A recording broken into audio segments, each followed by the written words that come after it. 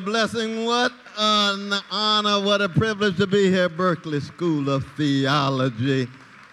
150 years, oh my God, my God, my God. Oh, I am who I am because somebody loved me. Yes, somebody cared for me. Somebody tended to me. So when you honor me, you honor my mother, Irene B. West. Ooh, if you had a chance to meet her. Am I right, though, Cliff? Here's my brother, my blood brother here.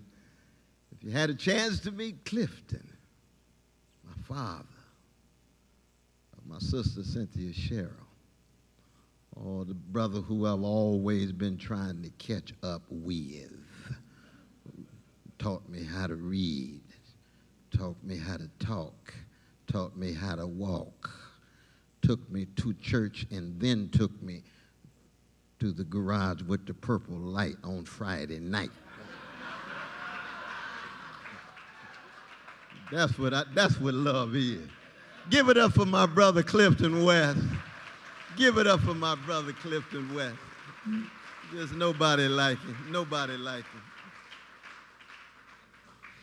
I want to thank the captain of the ship, my dear brother James, talking to you on the phone and the Zoom. No, brother, you have such a gentle spirit. I mean, it's a beautiful, beautiful thing in such a grim world in which we find ourselves. To meet the First Lady, Sister Terry. Give it up for both of them together. Give it up for both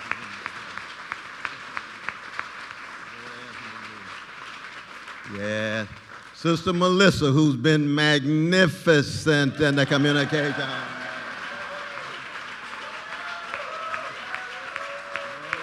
yes. No, it's true.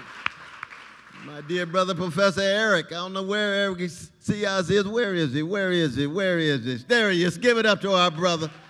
Give it up to our dear brother, so kind. Now, it is true. I'm going to be very honest with you that anytime I hear the name J. Alfred Smith, I'm just silent. Like the name of John Coltrane. You just have to be silent. Sarah Vaughan, you just hush.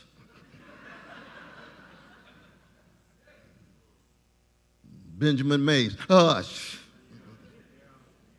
Why? Because they exemplify the best of what the species has to offer in space and time. And it's been my blessing, my joy, to have J. Alfred Smith as my godfather in my prophetic ministry. Oh, yes.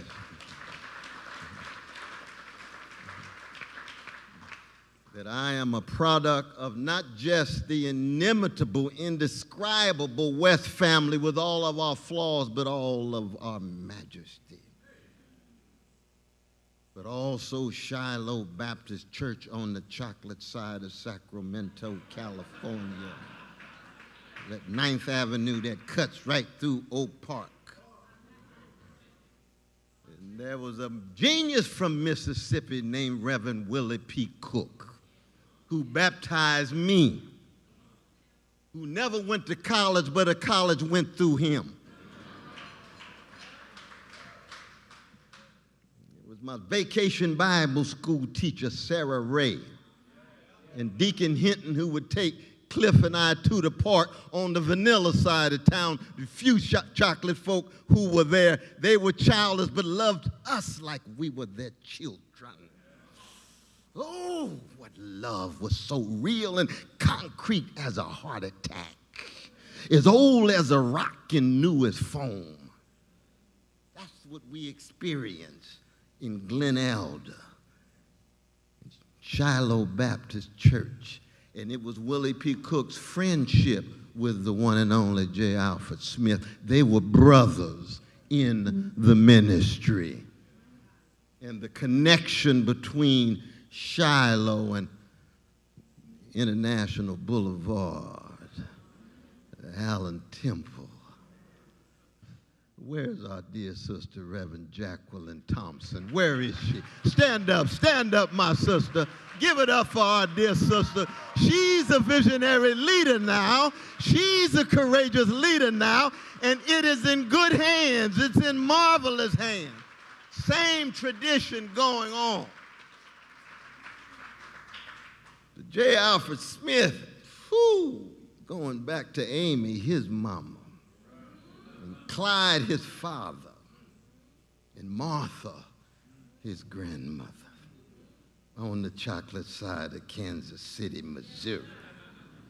Poor Kansas City gets overlooked by Chicago and Detroit, but let me tell you something. None of them produced a Charlie Parker.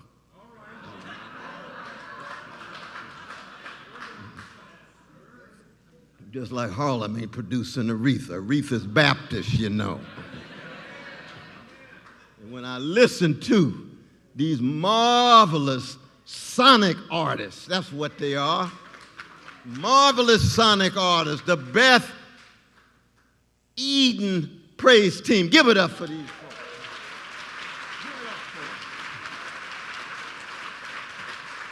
Because one of the crucial things we have to recognize, music has never been simply ornamental or decorative, especially for black people, but really for everybody.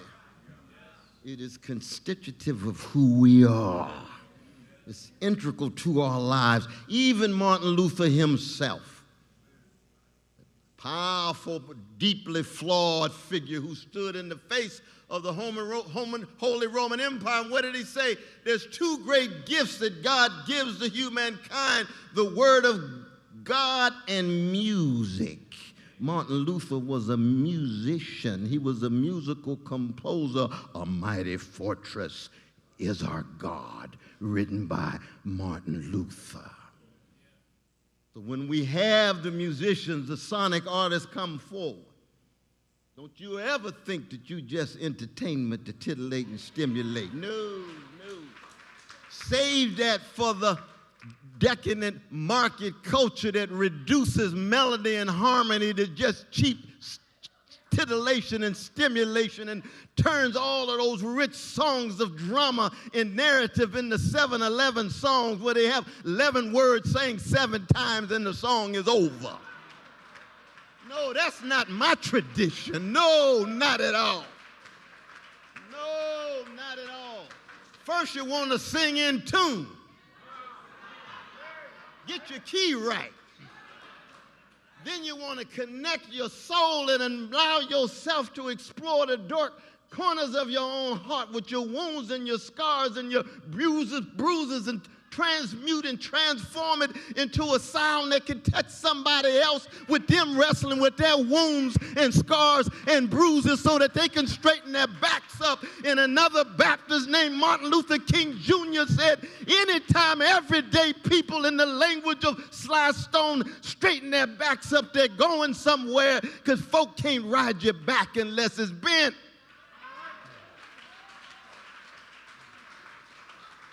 Oh, yes, J. Alfred Smith blowing his saxophone. He was a jazz man in Kansas City, you know. It's hard to grow up as a black man or a black woman and not have some intimate relationships to Blue Notes. Duke Ellington says in autobiography, music is my mistress. Black people have made dissonance a way of life. We don't want the C major chord. Give us the flat note. Give us the blue note. Give us the dissonance. Give us the defiance. Give us the dignity. But then here comes J. Alfred Smith. Here comes Irene B. West. Here comes Clifton West. Here comes Willie P. Cook. Here comes John Coltrane's Love Supreme saying what? That we still want to see Jesus more clearly and love Jesus more dearly and follow Jesus more nearly. Don't get it twisted. It ain't just about the music. It's pointing towards somebody. It's pointing toward a life, and it's pointing toward a tradition. And I come from a Baptist tradition. It surprises a lot of people. When I get a chance to travel the secular circles of Chicago and New York and Paris and Berlin, and they say, Brother West, we just don't understand how you could be so deeply into your reflections on Plato and Aristotle and Descartes and Hume and Hegel and Nietzsche and Schopenhauer and still keep talking about Jesus. What's your problem? I said, let me tell you something. Let me tell you where I come from. Let me tell you about the greatness of the people who produced a cracked vessel like me. When I was baptized 62 years ago in Shiloh Baptist Church, when I went down a gangster, and I emerged as a redeemed sinner with gangster proclivities, and I intend to be faithful unto death. This ain't no intellectual game that we playing. It has to do not only with conviction, it has to do with affection. It's not just Jesus in the abstract. It's the sweet Jesus that I sing about, that I heard my mama and my daddy and Reverend C.L. West, my grandfather, the founder of Metropolitan Baptist Church on the chocolate side of Tulsa, Oklahoma, T. Rose, my grandmama, Aunt Tiny, Uncle Earl. They knew a sweet Jesus. I know that same sweet Jesus. It's tried and true. I'm a living witness. I'm a testimony to it.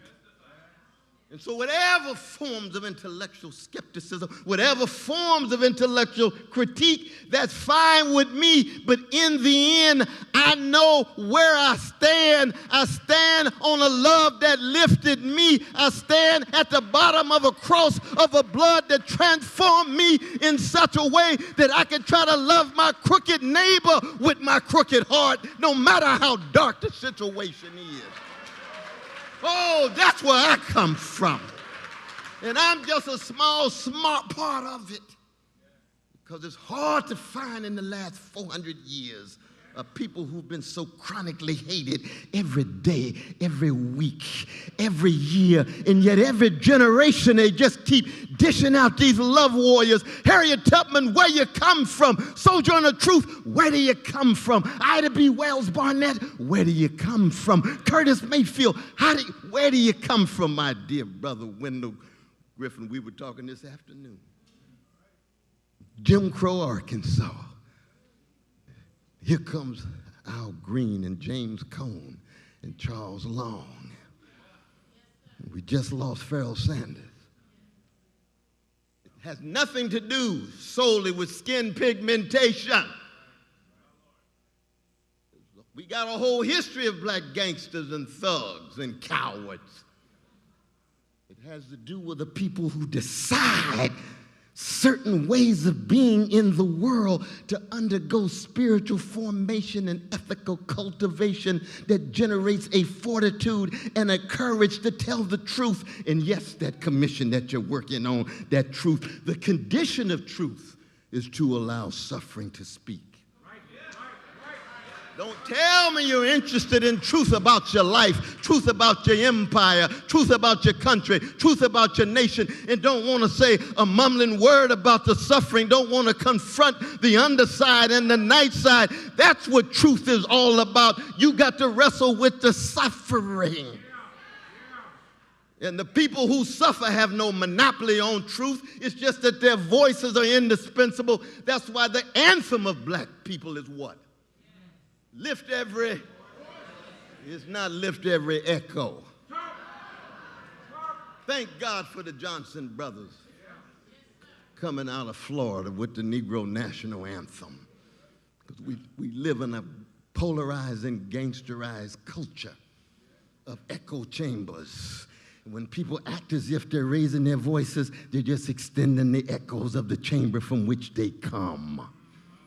No, J. Alfred Smith. Tom Kilgore. Where's the daughter of Tom Kilgore? Where's Gina? Stand up, Sister Gina. Stand up. Wave. This is the daughter of one of the great freedom fighters in Baptist, Thomas Kilgore, pastor of Friendship Baptist Church in Harlem, pastor of Second Baptist Church in Los Angeles. Well, I tell you, these Baptists can be something else sometimes. Lord have mercy. That's why we steal away in the club sometime, Cliff, you know what I mean? And we steal away in the club, what do you find? Baptists getting down there too.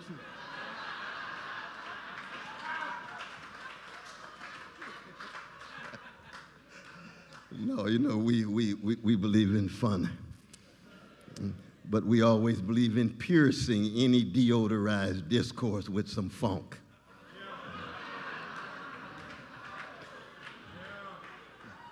And the dominant discourses of the culture are deodorized. They don't want to come to terms with the truth. They don't want to get beneath all of the mendacity and the lies. They don't want to deal with where the funk really lies. And then in the funk, that's where the freedom is. In the funk, that's where the love is. Yes, that cross was a funky situation. All of that blood, all that stink, all of that mess, and all of that love coming through with those drops at the bottom of that cross. Let us never turn that precious blood at the cross to the Kool-Aid of so much of market-driven Christianity in the American empire. That blood has saving power. Transformative power. You got to feel it and know it for yourself. That's what produced a J. Alfred Smith. That's what produced a Jacqueline Thompson. That's what produced a Thomas Kilgore. That's what produced my brother still going 72 years young. And it's not a matter of self-righteousness.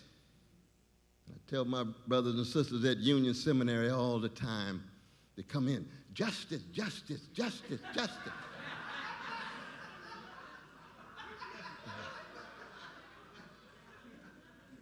I can hear Reinhold Niebuhr saying, any justice that's only justice soon degenerates into something less than justice. Give me Jesus and justice, mercy and justice. Even when we say justice is what love looks like in public, tenderness is what love feels like in private. And in the face of 400 years of terror for black people, we have produced not just freedom fighters talking about justice. We have produced wounded healers talking about tenderness. There's a genius from Macon, Georgia, named Otis Redding, who said, try a little tenderness. A baby face from Indianapolis say, tenderoni. It ain't just Roni. Tenderness, gentleness, kindness, a smile. Keep track of Louis Armstrong. Keep track of Dizzy Gillespie. Keep track of the smile of the genius from Baltimore City, Billie Holiday herself. And the smile of a Lester Young that plays with her back and forth. Sadness and sorrow, joy and smiling tenderness. Part of the history of black Baptists and black people has been a preoccupation not just with truth, but with beauty. This is something our young people holding on with for dear life, because most of our precious young brothers and sisters of all colors, but disproportionately chocolate, are unchurched, unmosqued, unsynagogued, untempled. They just drifting with the dominant forces of the society, and the last wager on transcendence for them is the music.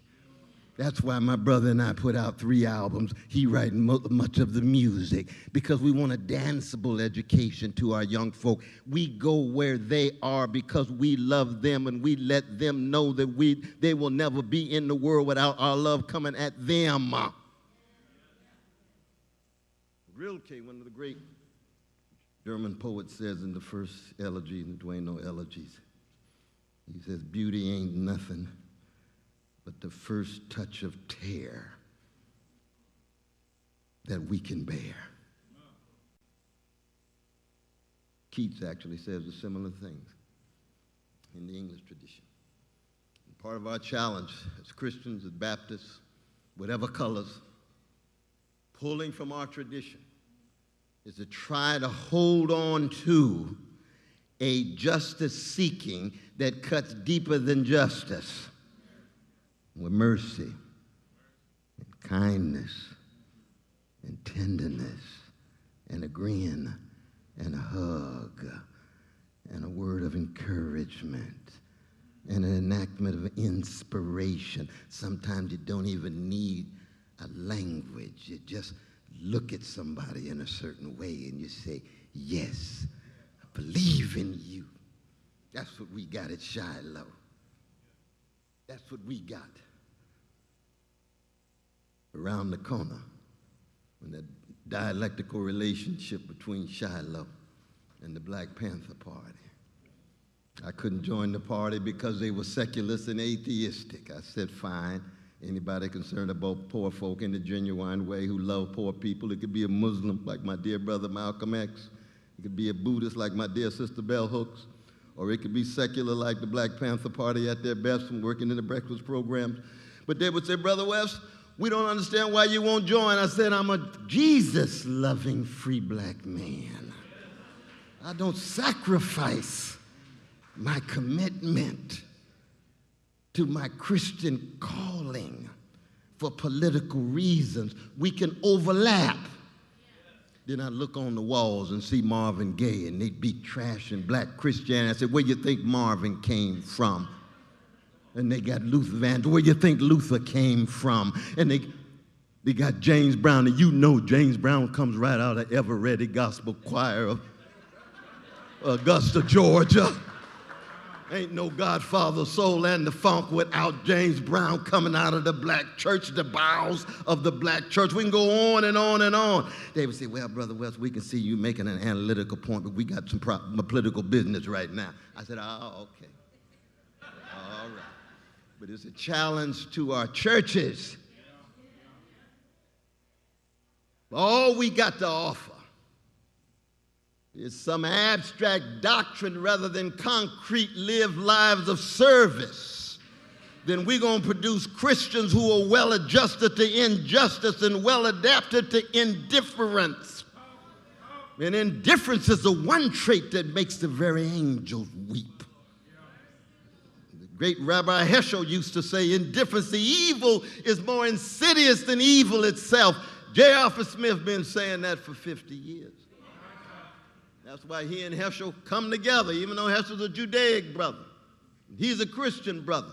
There's prophetic fire that cuts across. And it's a challenge for us. So when we look back 150 years, I think of the great song written by the one and only Clara Ward, 1951. She was driving her car with her mother Gertrude and her sister Willa. And they were surrounded by the Ku Klux Klan, their car. And the Klan said, not one of you all will live. It was in the dark, right outside of ATL, A-Town, Atlanta. Clara Ward was 27 years old. Her mother Gertrude all of a sudden acted as if she got the Holy Ghost, speaking in tongues, moving in such a way that it scared the Klan. Klan didn't know what to do. We said, we got to get out of here. We don't know what's happening. This is the true story. I ain't lying. And as soon as Clara Ward got to the hotel room, she wrote that song, How I Got Over. My soul looks back and wonders how I got over. Berkeley School of Theology, 150 years. How did you get over? Mahalia Jackson, sing your version of it. Aretha, sing your version of it. Blind Boys, sing your version of it. How I got over. All of us have our stories of how we got over. But the institutional story of it Going back to California, 1871, just recently shifted from Mexico, and it was not by means of a Socratic dialogue. It was war, it was theft, it was wrong. Even Ulysses S. Grant himself, who was in the war, wrote in his memoirs, it was a wrong, it was an unjust war. America ought to be ashamed of itself. And anybody can be shamed. A nation, an individual, a person could be shamed without trashing oneself. America has magnificent traditions at its best, of whatever color. Miles Horton, Presbyterian, but influenced by Baptists. You all know Highlander Center. Well, great sister Baptist, Rosa Parks. Well, actually, she spent time in AME too, but she's back and forth. She was at Highlander Center 3 months before she decided to go back to Montgomery and sit down in order to stand up for justice. Most of the folk in Highlander Center were Baptists, the Martin Kings, the whole host of them. It was ecumenical, no doubt, and multiracial. Very important. And in those days, we didn't really talk about allies. No. No, you got to be more committed as an ally if you're going to deal with the Klan, if you're going to deal with the police that'll shoot you down like a dog or crush you like a cockroach. You better have a deeper conviction than, I'm your ally this week. I'm your ally this year. I'm your ally this season in my life. No. We want to know, I'm a decent person who want to live a life of integrity and honesty and decency and generosity. I'm in profound solidarity with you. I'm human like you. You human like me. We different colors. We have a moral and spiritual commitment that goes beyond the color of our skin, that goes beyond gender, goes beyond sexual orientation. Are you willing to throw down all the way like we are? That's the question. That's the question. Like when John Coltrane founded his quartet, and he chose first Steve Coons, who was a white brother, Harvard graduate, to play the piano. Yeah. Steve Coons ain't no ally in the quartet. He could play. Yeah, Bill Evans with Miles Davis, he ain't no ally in the quartet. The white brother could play. Yeah. And when it was time to go, bring in McCoy. Fine. It was fine. Yeah. That's what we're talking about.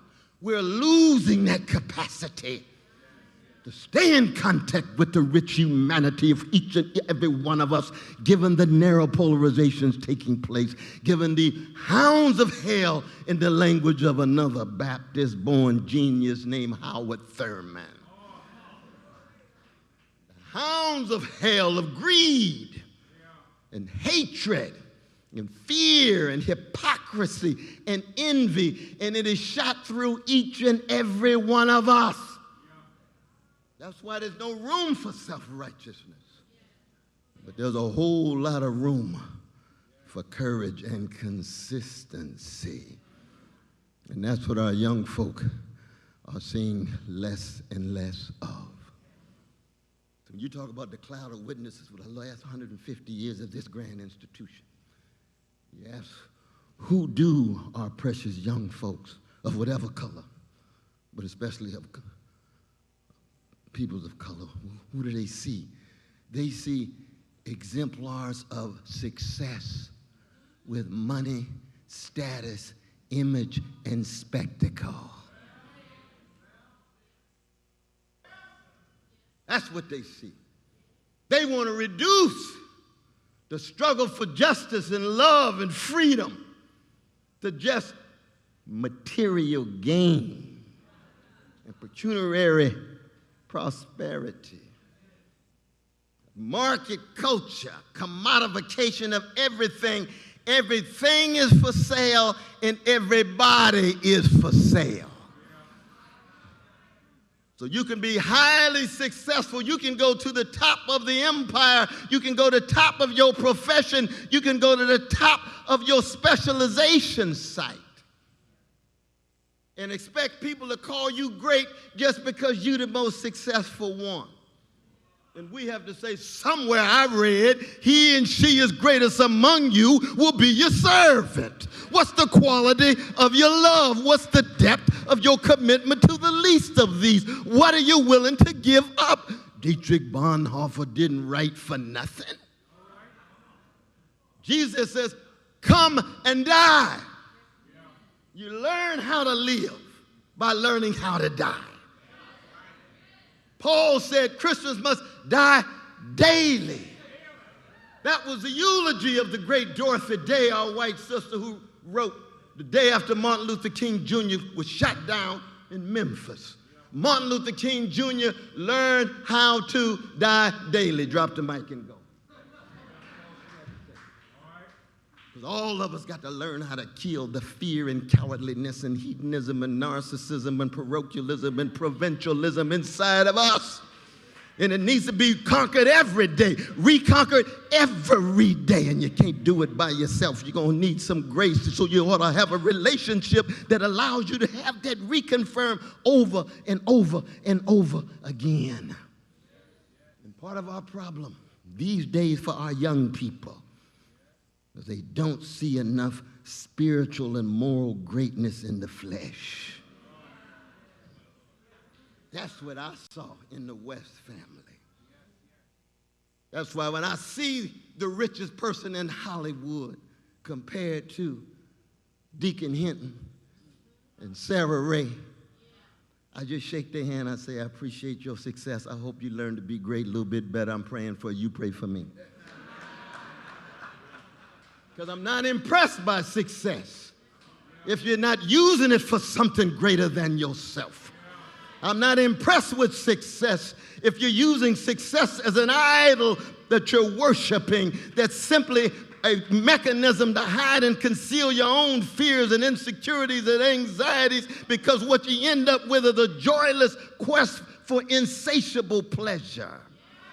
That's what American culture is more and more becoming, a joyless quest for insatiable pleasure. You can get any kind of pleasure in the world, and you still got an empty soul, and your heart is vacuous, and you don't know how to relate to others, and more you're even losing the capacity for intimacy, which requires vulnerability, requires opening yourself, requires what the center of the black freedom struggle has always been, which is kenosis,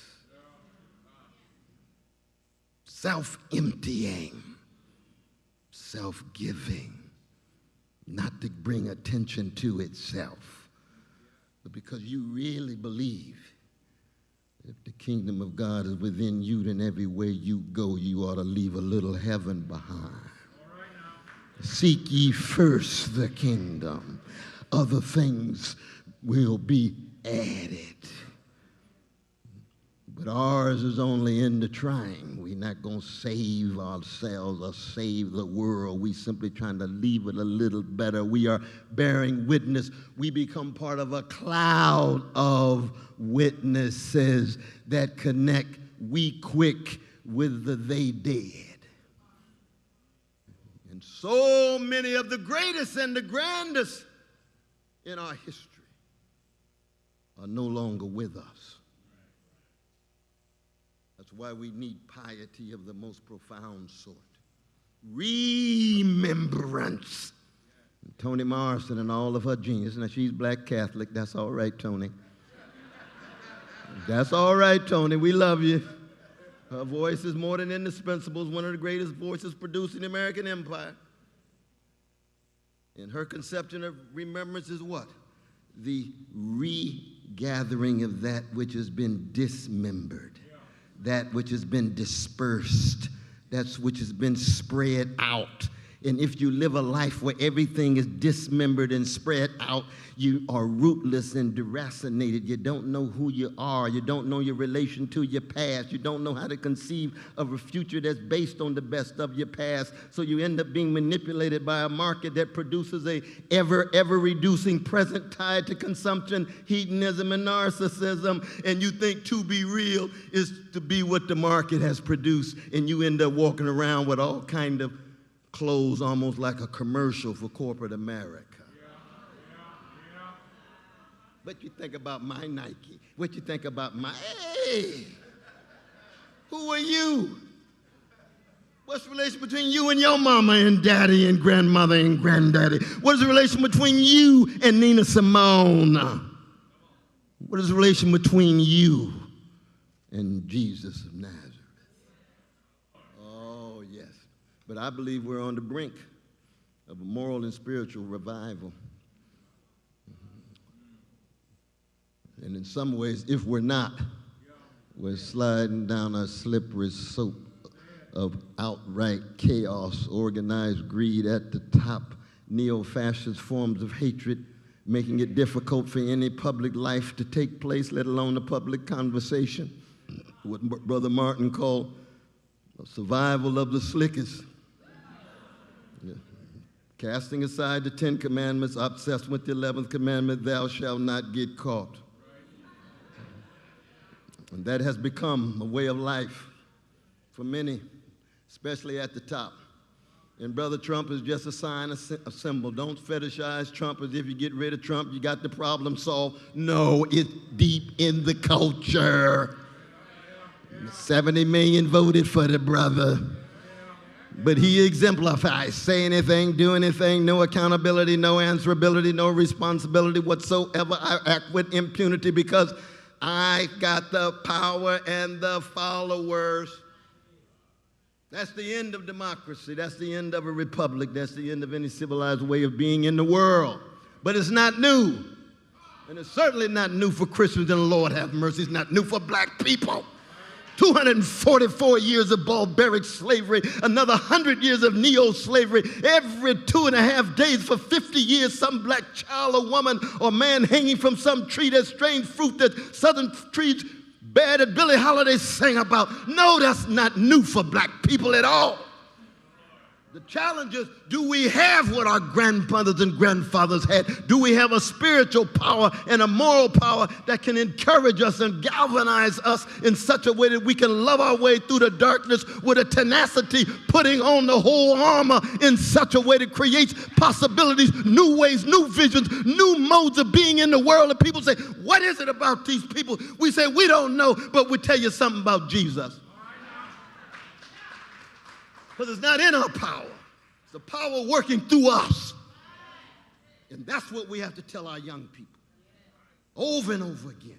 When I look at you, I want to see the best of the tradition working through you. It's not just some isolated ego. It's your relation to a tradition that you are remembering with a reverence, something bigger than you, for your resilience and for your resistance. So I know I've gone on too long here, but I can tell you this. I thank you all for allowing me to say a few words here in Oakland, because Berkeley School of Theology is on the move. Let's be part and parcel of a moral and spiritual renaissance that has everything to do with that Palestinian Jew named Jesus, who through kenosis gave his all, and in giving his all made available to us a new way of being, a new way of loving, a new way of struggling for justice, always attenuated by mercy, staying in contact with the humanity of everybody, learning how to hate properly. So that you hate the sinner and still love the sinner. You can hate the injustice and still stay in contact with the humanity of he or she who is perpetuating the injustice, because they're on a human continuum with you. They are still your foe. They are still your enemy, yes, as Jesus said. But you can love your enemy without sadomasochistic identification with the worst of the pathologies of your enemy. Oh, that's part of the genius of Christianity. That's been part of the genius of the best of Baptist practice, and let's just be honest, so much of the best of Baptist practice, alongside Walter Rauschenbusch and the others, have been chocolate in the history of America. God bless y'all. Stay strong in what you're doing.